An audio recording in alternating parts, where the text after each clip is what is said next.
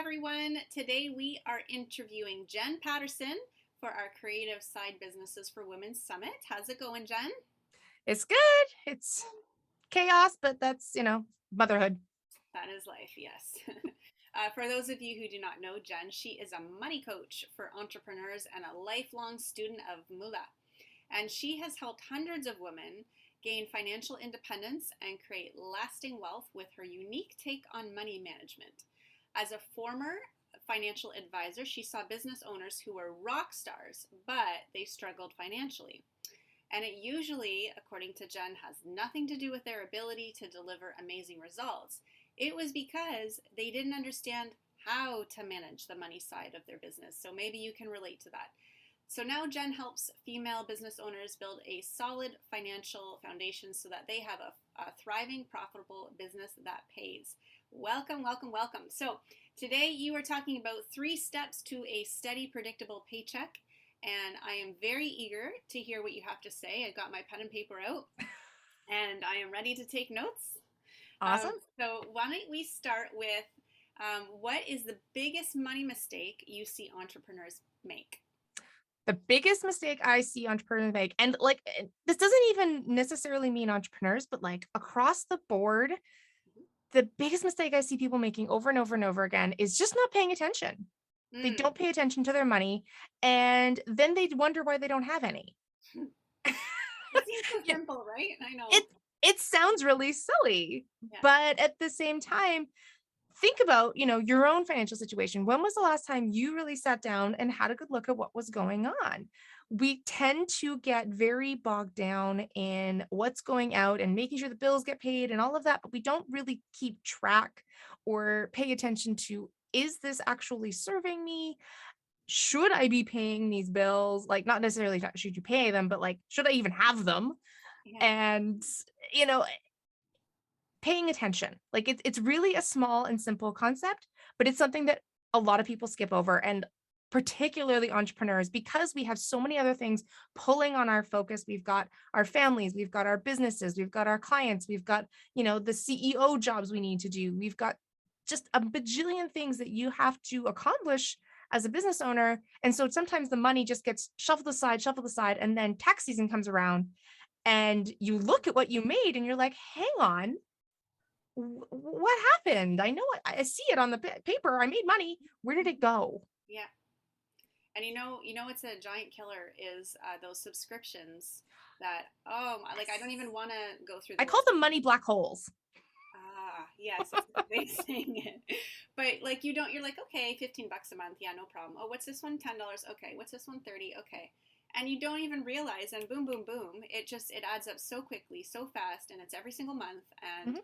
you don't even keep track of it anymore. So yes, I am very guilty of that. At tax time, I tend to reevaluate all my expenses, all my money coming in, and be like, oh, so that's how much I made. And I do it every single year. And you'd think I'd learn by now. I've been an entrepreneur for an extremely long time, but I don't learn. So I'm really hoping that you're going to show me the new way to do this. It's really not that hard. I I promise. It know. really isn't. I know. So when is the right time to start paying yourself? Day one, Mm, honestly. So I would say, well, it's not even day one. It's dollar one. okay. So the way that I look at it is you have to look at your money in individual dollars, because at the beginning, your revenue is not reliable. And half the time, I mean, even established entrepreneurs, or their revenue isn't necessarily something that they can predict. Even if they can know the trends, you can never know down to the dollar what you're going to be earning, in the same way that somebody who, say, works at a salary job can literally predict down to the dollar what they're going to bring in every single paycheck. Entrepreneurship just isn't like that. And No. so trying to budget in the same fashion is completely fruitless. Like it Mm, just doesn't work. So the way that I look at entrepreneurship income is look at that, break it down to a single dollar. So I'm doing the loony because that's, the Canadian in me is showing. But it's a good way to think about it, because it's like a pie, and you break the pie into the chunks and you think, okay, what chunk of this dollar do I need to do what job? So how much of that dollar do you need to put aside for taxes?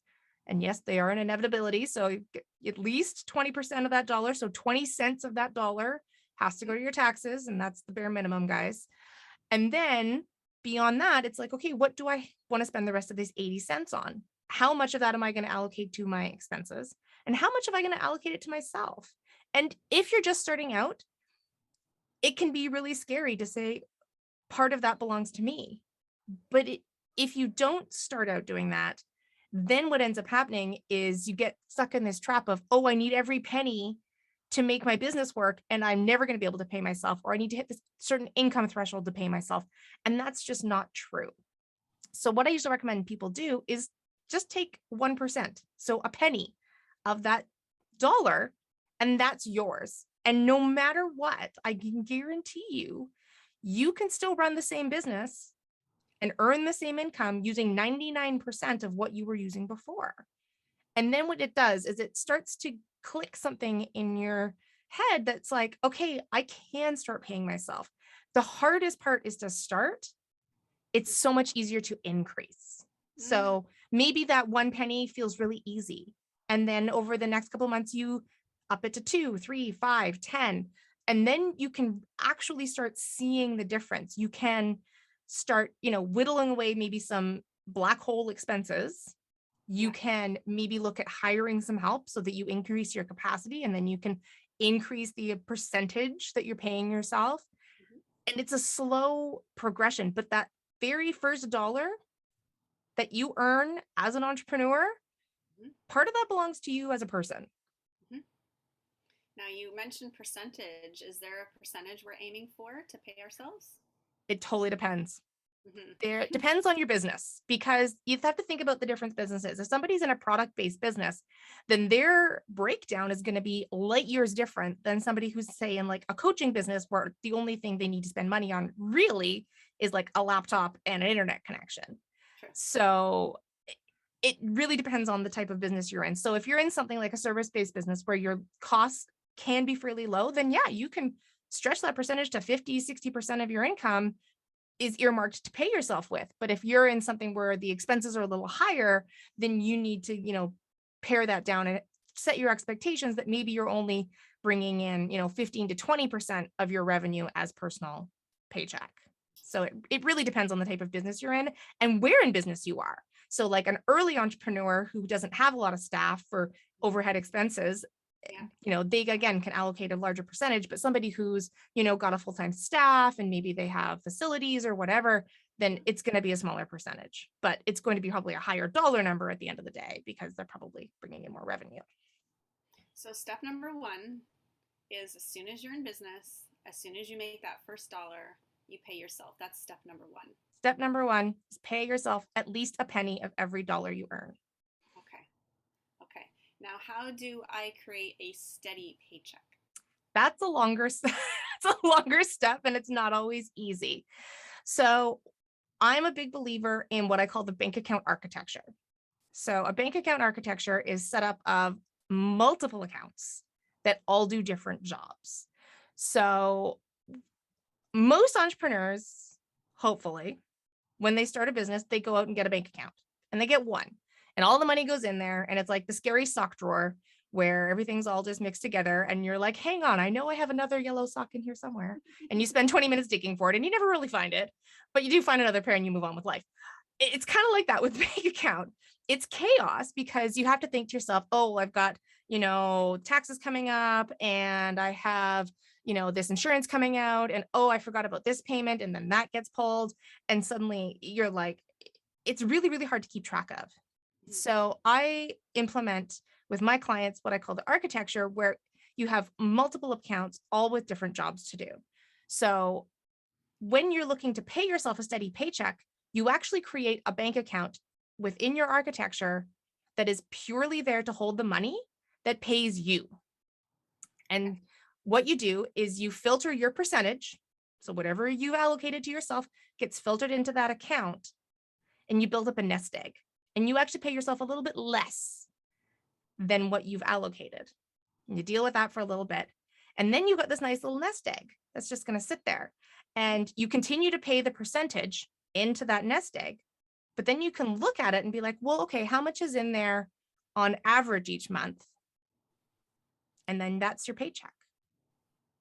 Does that make sense? It's a little bit hard without, being able to draw out the numbers, but that really is what it is. It's a nest egg that can go up and down depending on your revenue cycle. But it's all it does is it goes up and down. It's like a well. So, when it's raining, great, it fills up and it just hangs out in there. And then if you have a dry spell, you just pare down the well and then, you wait for the next rainy season. So the money goes over here, like, Yeah. deposits from credit card, payments, all that stuff. Everything's in here, all the money. Yeah. But then a percentage of that is going into this account over here, which is Yeah. your Paycheck. your paycheck account. Do you have other accounts too, or just these two? It depends on the company, again, depends on the thing, but anywhere, most of my clients usually have between 5 and 10 bank accounts. What? Why so many? I was like, okay, I can do 2. I can do that. But 5 or 10. Okay, so tell me about those. So what the other ones do is you have one specifically for your taxes, because that money, when it comes in the door, it does not belong to you. So you, out of sight, out of mind, because if it's in your bank account, you will find a way to spend it. Absolutely. So that's the first thing, is you have your tax account. I usually even recommend with some people with an itchy trigger finger is they put their taxes bank account at a completely different institution. Ooh. So it is completely out of sight and out of mind, so that when tax season rolls around, you just got this nice little nest egg waiting for you. And then it's easy and not gray hair inducing. Yeah. So that's the first one. The next one is obviously you got your paycheck account. You have your operating expense account. So that's where all of those subscriptions that you need to run your business, those are day-to-day expenses that just are part of doing business. So that one's for. I also recommend having an emergency fund that's separate, because I don't know what's going to go wrong. I don't know when it's going to go wrong, but I can guarantee you 100% something's going to go wrong. And having money generally makes it easier. Yes. So have an emergency fund ready and waiting for when something goes wrong. And then I also recommend a growth account. So this is where you would put money aside for opportunities that you may not know exist yet. So for somebody who maybe is in a retail space, maybe it's an expansion opportunity. Maybe it's money you put aside to hire your first VA. Maybe it's money you're putting aside so that you can, I don't know, expand in some other way that I'm not even seeing because I don't know your business. But it's a growth account. It's for future opportunities. And then, beyond that, like, the sky is the limit. I've got clients that they put money aside for their staff. I've got clients that put money aside for their rent. I've got clients that do, what are some of the other ones that I've seen? Would you have like an advertising one? Advertising? Yeah. The way that the bank account architecture works is how your brain works. So if you're looking at your sort of business as a whole and you think, okay, where do I spend money and where do I wish I could allocate more? Then I usually say, separate it out so that you can see it on the page, because keeping it all up in your head is really hard. There's a lot going on up there. So I find it so much easier. I can just quickly scroll through my accounts and go, okay, I know exactly where I am. Like in my personal accounts, I mean, we have probably 8 or 10 that I maintain. And it's like, I know exactly what's going on. I know exactly how much we have left in the dog account, Yeah. Oh, you have a dog account. I have a dog account, and that's where his food and his vet bills come out. And I know exactly where we stand all the time. It just makes things so much less complicated. Yes. Understood. Okay. Got a question for you. So why do you think entrepreneurs hide that they have money issues? Why do they keep that to themselves? Oh, because it's horribly embarrassing. It is so embarrassing because, as entrepreneurs, we're taught to put ourselves out there and to project this air of success and, effortlessness. And to say, I have money issues is deeply, deeply embarrassing. Yeah. So, and I would strive to say that more entrepreneurs have money problems than don't. And they're just really good at hiding it. And it's so true. You know, you'll see somebody like a friend you haven't seen in a while. Oh, how's business? Good. We always It's say fantastic. You know, they could have maxed out credit cards and but it's all hidden behind closed doors because it's deeply, deeply embarrassing. And also the fact that we're taught from such a young age that talking about money is rude, it's unseemly, it's icky, it's greedy. I mean, the baggage that comes with money is so vast that it's no wonder that we all have issues with it.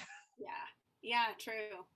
Um, and so, why would you say that some entrepreneurs wear the fact that they're struggling financially as like a badge of honor? Why is that? Why do they do that? I think it's again, it's seen as, you know, you have to pay your dues. It's more of that societal BS that all comes with finances. Having too little money is seen as bad. Having too much money is also seen as bad. Yeah, So a lot of people will think, well, you know, oh, I'm broke, I'm broke, I'm broke. And it's ha ha ha ha. It's funny. And, you know, it's sort of that self-deprecating humor when really underneath it's like, is this actually funny? No. yeah, true. That's true. And one last question for you. What do you think about when people say you've got to spend money to make money? Do you believe in that? To a degree. Yeah. I think that entirely sort of free entrepreneurship doesn't exist. You know, I think about even let's use, like I said, online coaching because it is very bare bones. You can do that job with a bare minimum, but you still need to have a piece of technology to connect to the internet, and you still have to have an internet connection, and that takes dollars. Yes. And I think that you can grow a business faster if you have a lot of money backed behind you, because then you can invest in things like marketing and advertising and branding and da da da da da da da that Yeah. do make it go faster. But do you absolutely have to spend all that money? No. But I do think it takes a certain amount to get anything going.